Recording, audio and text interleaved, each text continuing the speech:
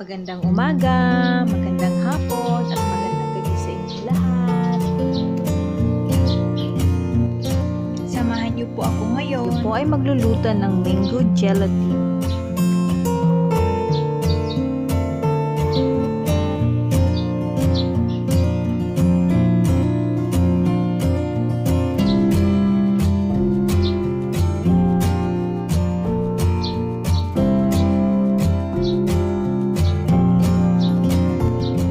Simulan na po natin ang ating pagluluto.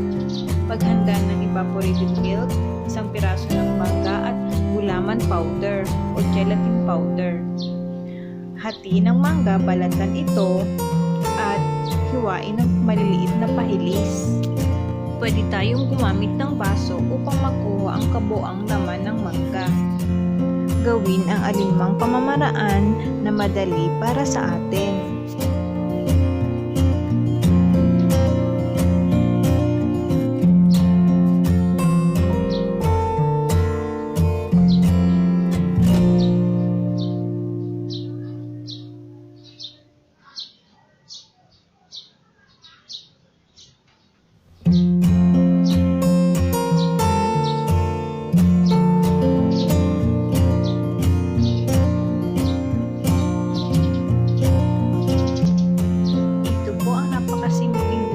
Gagawin natin sa mangga o mango strips, katulad po ng isang galamay ng jellyfish.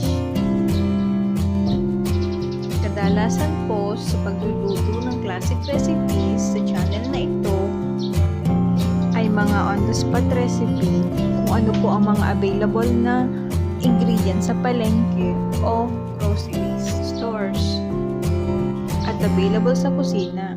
Sa isang malalim na cooking pot, ilagay po natin ang evaporadang gatas, 3 tasa ng tubig, asukal, at gelatin powder.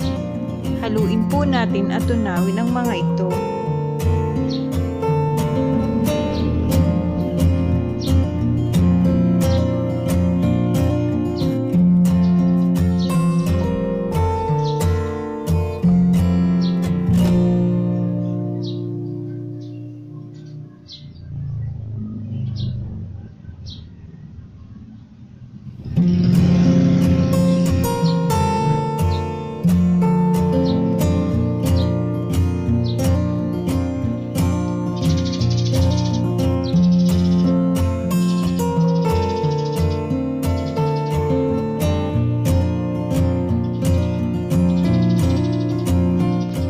Lutuin na po natin ito sa mahinang apoy habang dahan-dahan nating hinahalo.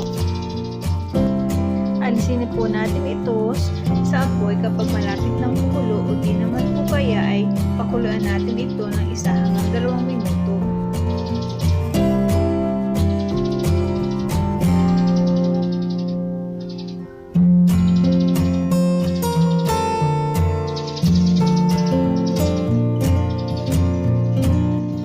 Isalin na natin ito sa ating gelatin molder.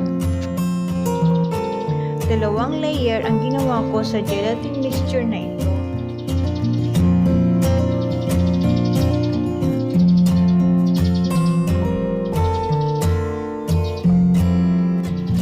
Gumamit ako ng strainer o salaan para maging smooth at maiwasan ang pagkakaroon ng malalaking bubbles o bula.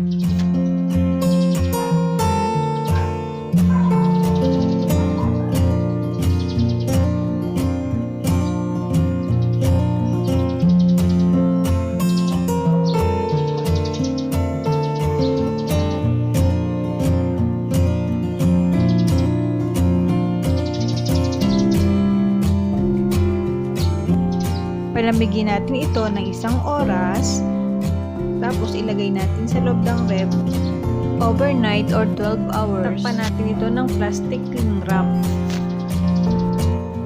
Pagkatapos ng 12 oras, ito at set na at ready na ang ating gelatin. Enjoy!